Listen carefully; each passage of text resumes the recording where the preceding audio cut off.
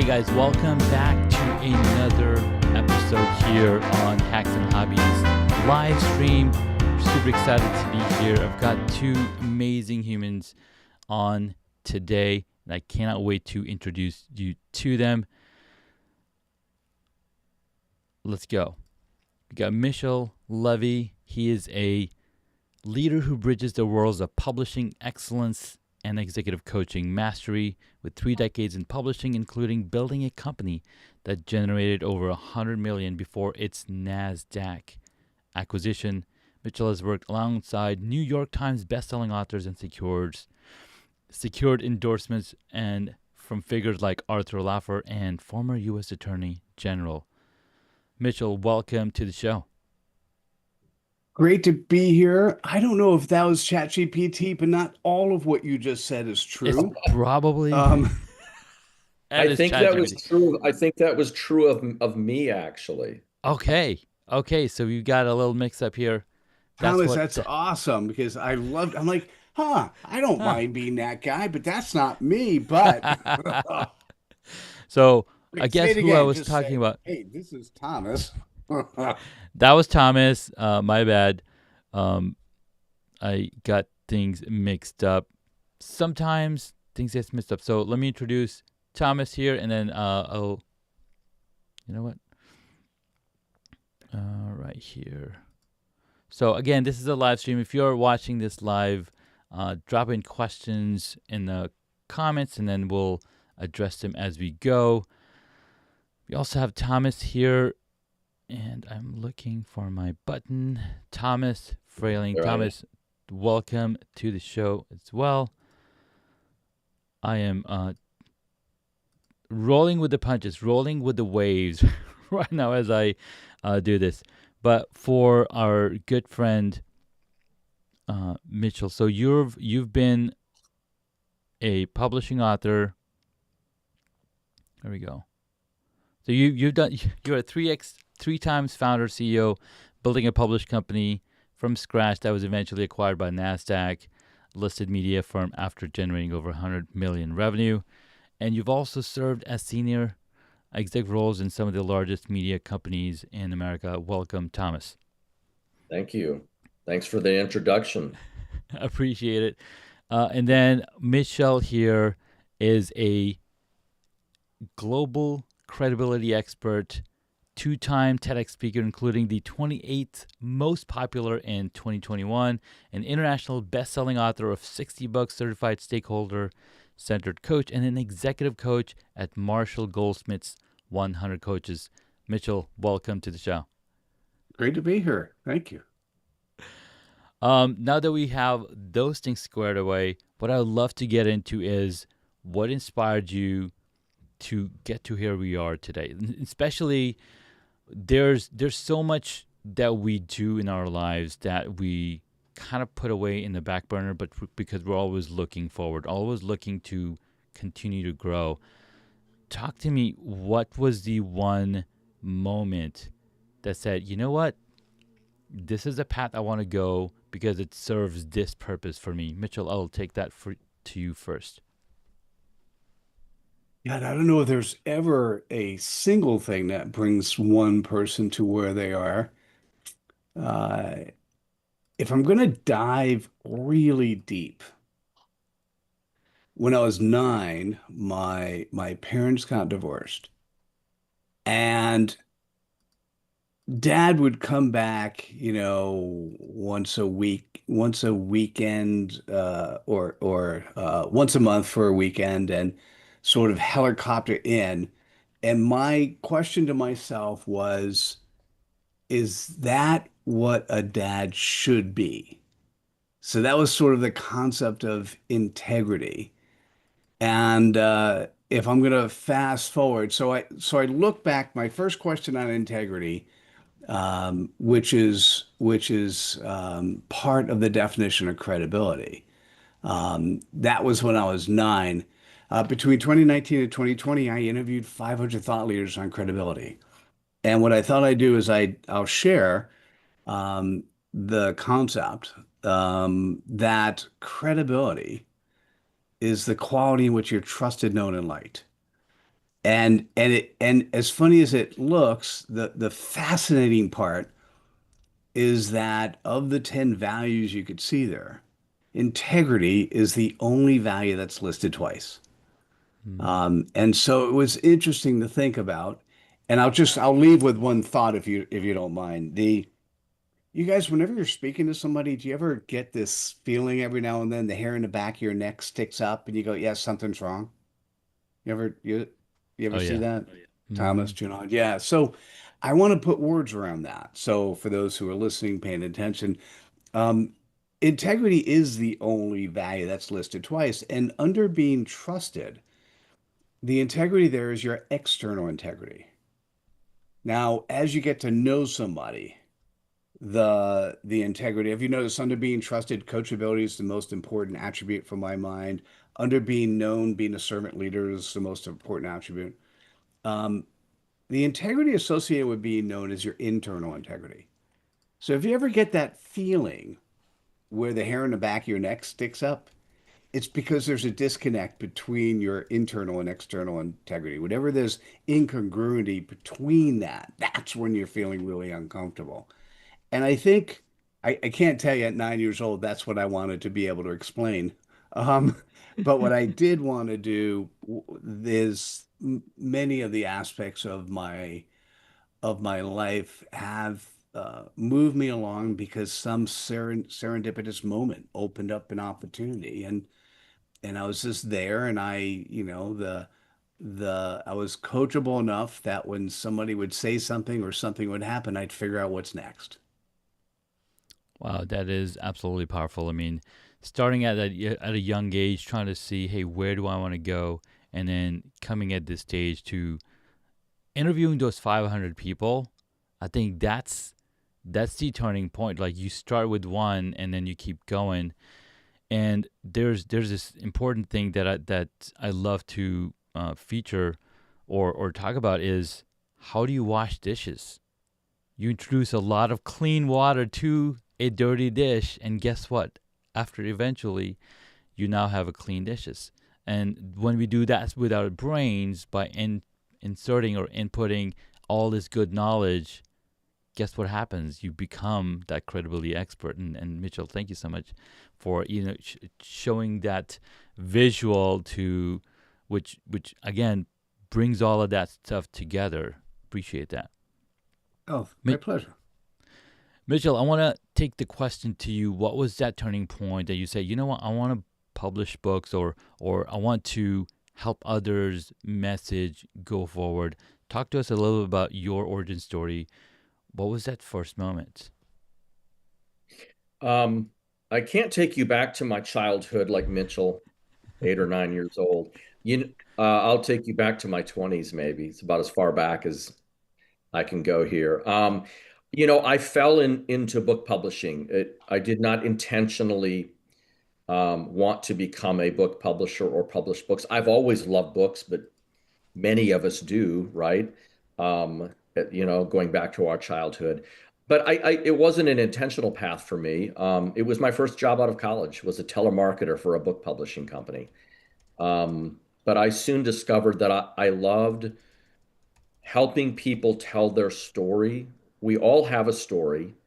And when you're walking down the street or you're sitting in a coffee shop and you look around, at first glance, you don't realize that everybody has a very unique story. And I believe if you knew everybody's story, you probably communicate with them differently. You might be kinder or gentler with them. Um, so it's something that stuck with me early on in my publishing career. I love I that think because there. yeah, no, that's really powerful because like you said, it's the desire of understanding, hey, what's this book's saying, and then being able to take it on firsthand, right? So you fell into it. You're like, hey, how can we go keep continuing to going farther? Uh, it's the curiosity bubble, right? I was curious about beekeeping 18 years, 18 years ago, almost 13 years ago. but it didn't come to fruition till 7 years ago when I actually became a beekeeper. We got a good morning from our friend Mount Beaver. Good morning. Thank you for joining. And as we go deeper into our curiosity and bring in people in our world that inspire us, it just changes who we are. It changes who we are, and knowing and understanding somebody and their story, knowing them on a deeper level, I believe creates a stronger bond between individuals. Yeah, Um, and I think that we as humans, we often project, and sometimes you might lash out at somebody during the day at work or whatnot for reasons that have nothing to do with that person. It's something internal, right? So I think that if we all knew each other's stories on a deeper level, I think that we would communicate with each other better. I think the world would be a better place. I'm sometimes surprised as a ghostwriter. mm-hmm. I'm working with an author. I'm sometimes shocked at what I learn about that individual, things that nobody knows, nobody Yeah, knew. But it's what made them the person that they are today, right? And when you know that about them, suddenly your friendship, your relationship with them changes. It improves because you understand why they did the things that they did, or why they're doing the things that they're doing. Are It's a direct result of their story, which is sometimes painful and tragic. So I think that is fascinating, and it's something I take great joy in doing and helping people to tell that story in an authentic way. I love that. Let's open up the discussion. We gotten the intro of how y'all got started. Talk to me about the intersection of publishing success and leadership credibility. How does becoming a published author enhance one's authority, leadership authority? And what's funny is that in 2018, a friend of mine shared with me the book called Authority. It literally says Authority is the name of the book by Nathan Barry. And he's the guy who went and created ConvertKit, nowkit.com, a powerful email marketing platform. And in this book, he writes how he was like, how do I become the authority? And he realized that the books, as because he's a developer and I come from design background, it's like I would read books from O'Reilly, I read books from this person, that person, and even though I'm blogging, but they're the authority because they've authored the book. So he went in that route, and I was like, wow, that is really interesting. And my friend went on to publish 7, 8 books on Android platform and whatnot, and I was like, I want to do that too. So I want to bring it back to you, publishing experts here. How does becoming a published author enhance one's leadership authority? Mitchell, I'll let you take it first. Sure. There's a lot of different ways to go on that question, um, particularly now since publishing is a commodity. Mm, So anyone who wants to publish a book can. And subsequently, if you are in and running a business, you have to have a book. Period. It's too easy not to. So the question becomes, is it still valuable? And the answer is yes. We still pay tribute to the person who's an author. The difference is simply when we're thinking about that is how do you use your book successfully? So in the mm, old days, we used to think, and this was maybe true for many publishers that you would work with, that if you publish your book, all of a sudden things are great, and you'll get all the right PR and all the right things happening to you. The truth is, publishing is just now a tool. It's another tool in your tool chest. It's an opportunity for to get validated that you have enough of an approach or a methodology or a story to put into book form. That does mm, not mean anyone will buy it. And as a matter of fact, the most important thing I'd like to encourage people to think about if you're in business You're a speaker, you're a consultant, you're a coach, and you have a book. The one thing you have to think about, the book should be read in terms of the profit margin of the book. You should be spending more money on getting your book on the marketplace Mm-hmm. than money that comes in on the book. Where you're making your money are the other things that you do. Yes. And if you did just that mindset change, life would be significantly different. So for instance, I've written 65 books. The 66, and Thomas, probably everyone says this. I know all my authors have. The current one I'm writing is the most important. Okay. And what happens is I've specifically written this one to be the blueprint. This one is the one that if you are a corporation that wants to execute the methodology that I've come out with, you can actually do this on your own without Mitchell in the room, right? Because not maybe 10% of companies will actually do that.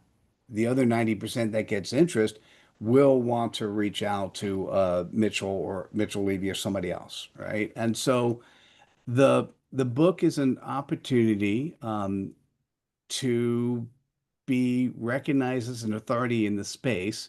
And here's the most important thing, as long as you put it in the hands of the people who you need to make sure they see it.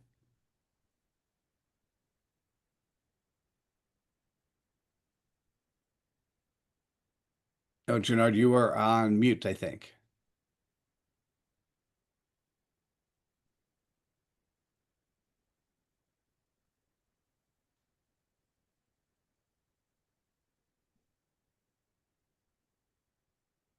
I'm not hearing anything. How about you, Thomas? No, no, I'm hearing you, but I'm not hearing our. Oh, so Thomas, why don't you answer that question? Yeah, Thomas, the There we hat's go. on. The hat's to you. I muted myself to clear my throat and then change the scene.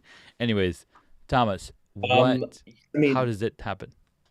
ditto to everything you just said. And the industry has changed. The landscape has changed a lot in publishing over the last, 10, 20, 30 years. When I was first involved in book publishing, it was not hard to sell tens of thousands of books. Well, I shouldn't say it wasn't hard, but it was a lot more common than it is today. Um, there are more books sold now than ever before. The number of books in total sold continues to increase, but the number of books that are available also has exploded. So the average book doesn't sell as many copies. Um, so ditto to everything you said. I agree 100%, more than 100%. Um, and here's the thing about publishing a book or writing a book and getting published. Nobody ever really knows how many copies a book is going to sell. I years ago I met with a pastor in a small strip mall church in West Virginia. I frankly I didn't think much of the manuscript. I didn't think it would sell. I think he's sold 50 million books since, something to the tune of it's in the tens of millions. Who knew? Who would have predicted? Who could project it? I have colleagues in the industry who have rejected books that went on to sell millions of copies. So you truly, even the best of us in the business, don't always know what the readers are going to like. Um, but I like what you said about mindset, and I'm going to kind of try to segue into that. Your mindset should not be, I'm going to sell a million books. You may or you may not. None of us knows. Even if you've done everything right, we still don't know. If you walk into a Barnes and Noble store, all of those authors did it right. High quality writing, great titles, beautiful cover designs. They're all beautiful. Some sell well, some don't. We don't know. So if your mindset going into a publishing project is, hey, my book might sell very well, it might not sell very well in the trade, but either way, it's going to be important for me and for some others. And it will certainly establish yourself as an authority figure. There's a lot of books being published, but most people will never publish a book. I don't know the percentage. it's probably less than 1% of us will ever write and publish a book. So it still establishes yourself as a thought leader, as a credible authority. And whether or not you're going to sell a million copies, we don't know. And we also don't know when that might happen. There are some books that sit on shelves for years before they sell well. Some of the best-selling books in history didn't sell well till after the author died. Then they became Wow. bestsellers. So, so, but you're going to get discouraged early on if you Yeah. start thinking that you're going to become a bestseller. So it's best not to think that way. Don't think that you're going to become a bestseller. Think that you're the one person that's reading the book. If you're going to change their lives, that's all that you want to care Right. about. And the recent publish, I mean, Mel Robbins wrote a book recently, right? We probably already, we've all probably heard of it. The led them theory.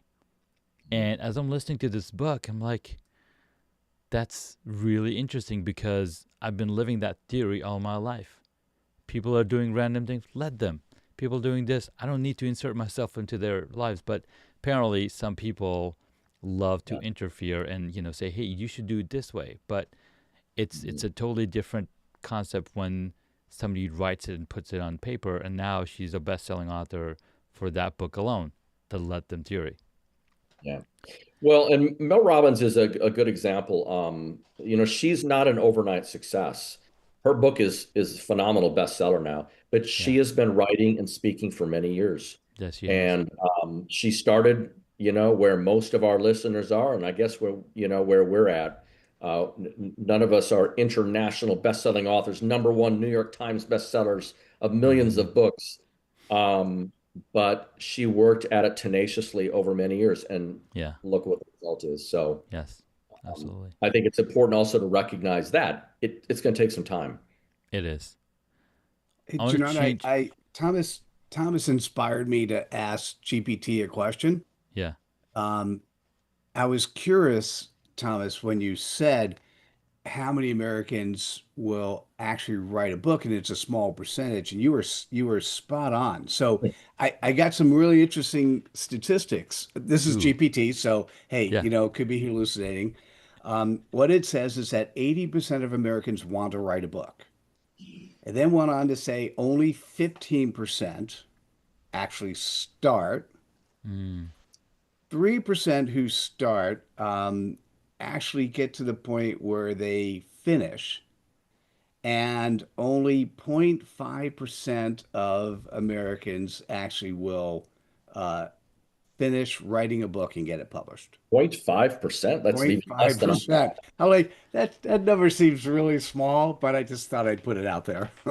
I mean, 0.5%, if you were to do the math of 3 million Americans, what's Well, that? 365 million There you Americans go, still. 365 million. Uh, what's the math of it, guys? If you're listening and you want to give us a favor, 326 million. Was that 6 zeros? 90? It's still a lot. It's still It's a still lot. 16,000 people. It's Or, one of the downsides is if you take a look at Amazon and you want to be one of those people recognized in the top 50% of book authors that have sold books in Amazon, the number of books you have to sell is so small. Thomas, do you know? I actually, this is an interesting question. Um, are you ready? So this is going to surprise everyone. If you want to be in the top 50% of books sold in a year on Amazon, if you're an author, I'm putting up a number. All you have to do is sell two books a year, two and books a you're in year. the top 50% of book authors sold, right? And so That's not it's an that's not too hard to interesting. do, right? Well, Just gotta once sell two again, there are books. many different reasons to write a book. Yeah.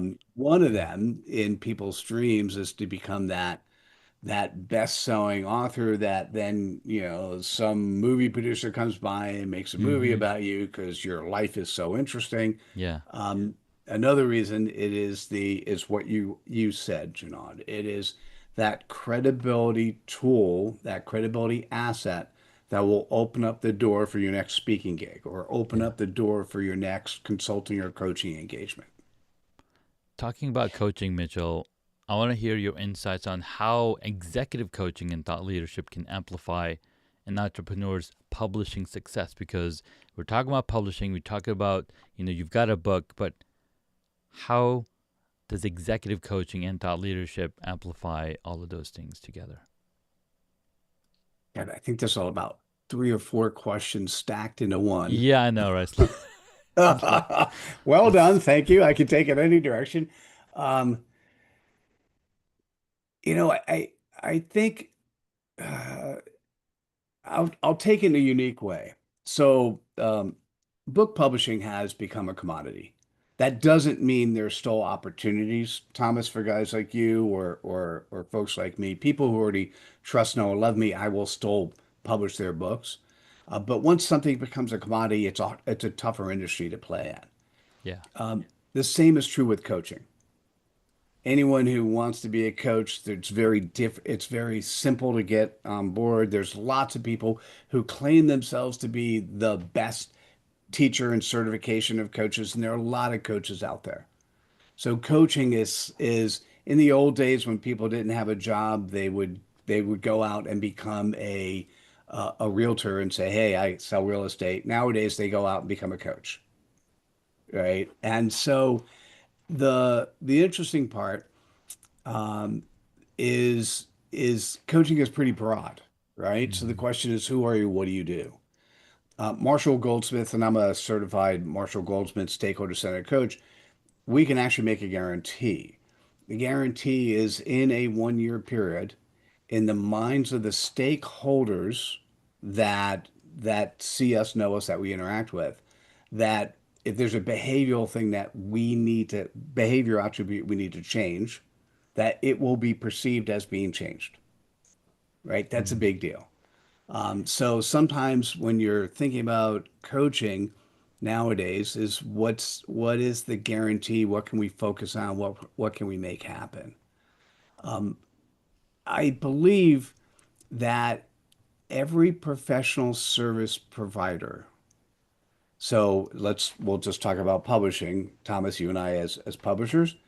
Every service we do, Gennard, what you do in setting up a home studio, every service we do needs to incorporate coaching, right? The question is the coaching going to be AI? So do we have ChatGPT doing it or some other agent doing it for us on the side? Or is it going to be a human? This is your opportunity as a professional service provider to make it the human, not some automation coming by. And you have to recognize that whatever service you have, what makes it special is you as a human. And so, as opposed to trying to do a mass market and sell your product to a ton of different people, let's focus on the subset of individuals that really are your clients and let's provide good, valuable service to them. God, that went in an interesting direction. Didn't expect that. No, I absolutely love that because it opens the minds of to think what's actually possible, right? There's so many different opportunities, there's so many different ways, and why not take it, find all the possible routes and implement them with the right coach, with the right mentor, with the person who's going to be in your corner. Because guess what? As human beings, we feel alone more times than anything else. So when you have a community of people, when you have a coach, when you have a mentor guiding you the way, I think it just makes it so much easier. What are your thoughts, Thomas? Well, I'm not a coach like Mitchell is, but I suppose in some ways I am because I Of I course. coach I coach writers or authors. I coach people as they write their books. Mm-hmm. So I think I've learned along the way how to at least in terms of writing, which writing is just thinking. It's all it is, Yeah. just thinking on paper. It's just getting the thoughts out of your head. Yeah. So I suppose it is a form of coaching, helping people to understand what it is they're thinking and how to communicate that, whether it's on paper or however else that might be. Yeah. And again, like I said before, I take great joy in being able to do that with individuals. And I think it helps them to better understand themselves Yeah. through that process. It So Thomas, I absolute. was I was talking with one of my clients yesterday who didn't like the word coach because of whatever connotation there was there. And I changed the word for her, which is what I think you do as you were explaining what you do as a publisher. And I changed it to sounding board. And she Mm, liked that a lot. Would you say you're a sounding board for the authors you work with? Oh, 100%. mm, 100%. I'm a sounding board. And then on top of that, I think you learn over time not just to be a sounding board, but maybe somebody who helps them understand what it is they said, to understand their mm-hmm. thoughts on a deeper level, Yeah. and especially in terms of how to communicate that to other people. Nice. By the way, That's I often say I'm a mirror that speaks back, but nobody gets Sure, that. for sure. like what? Speaks back other things that you're saying. But I like the sounding board idea as well because you're essentially translating into more understandable terms of your expertise into what they're probably looking to say, right? So you're almost like for example, you can I just saw this the other day on Reddit, and the question was, can you explain or can you write or how would you explain my job to a 5-year-old? I'm a data analyst, right? So essentially, ChatGPT came back and says, well, you know how you have all these toys to his children. So I'm somebody who goes and counts people's toys and tells them this is how many toys you have. So if you brought somebody in, like, okay, you have 5 red cars, you have 2 blue cars, you have, so I count, but I do that for bigger companies. And the guy's like, wow, that really simplifies like what I do for a living. Maybe I shouldn't have asked that because literally that's what they're doing. And essentially that's what you're doing for our, that's what we're doing for our clients as they come in. Like, hey, how do I set this light up? And I can use all sorts of terminology, but I want to then translate back to say, tell them it needs to be over here at this angle, blah, blah, blah, so that they can understand better. And we get the output from them to make them a better publisher, make them a better author, make them better stand out on camera.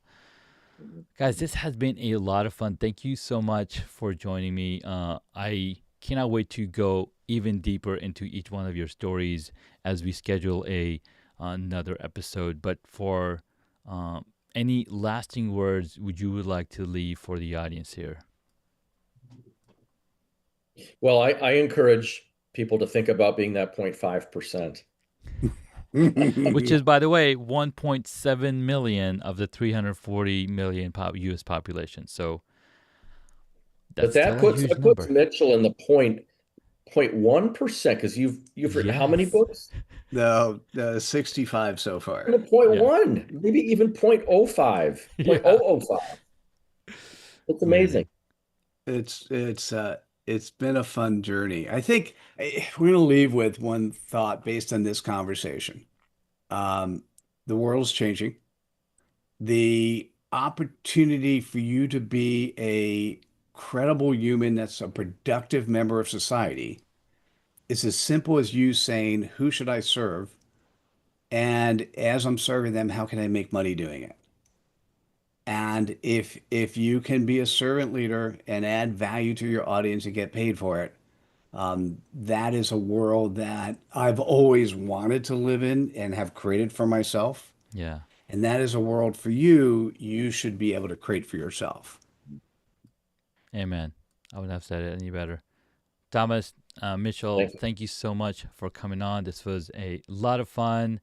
And here's what's funny. So that story started back in 2018, reading the book author. And I was like, I don't know if I'm ever going to do this. But then 2018 or end of 2019, I had already been podcasting. A friend of mine came to me and was like, hey, look, I have a chapter in this book. You can do this too. And that start the wheels churning. And now I've got a couple of chapters in books. I've got my own books around home studios and video podcasting and whatnot. And it's a journey that I absolutely love because growing up, I actually read a lot of novels, all in Urdu, a different language. And it was just so fascinating. It was kind of like Hardy Brothers, but I'm absolutely love reading. My kids love reading. We have libraries of books and all sorts of things. But Michelle and Thomas, thank you so much for coming on. Can't wait to Thanks. go deeper into your journeys and the practical application that you implement in a pre-recorded session that we're gonna schedule in the future. Stick around, and we'll be right back.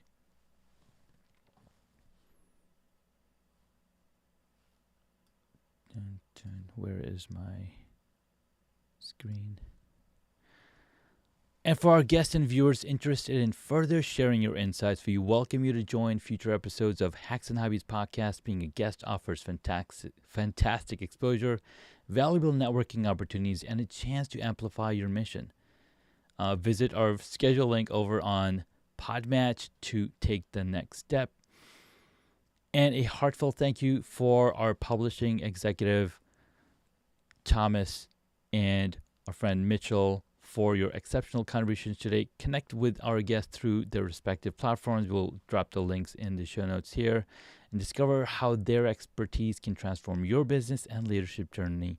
Don't miss our next Hacks and Hobbies live session, which is going to be every Thursday, 10 a.m. Be sure to subscribe and share. Until next time, keep innovating, inspiring, and impacting the world around you. We'll see you in the next one.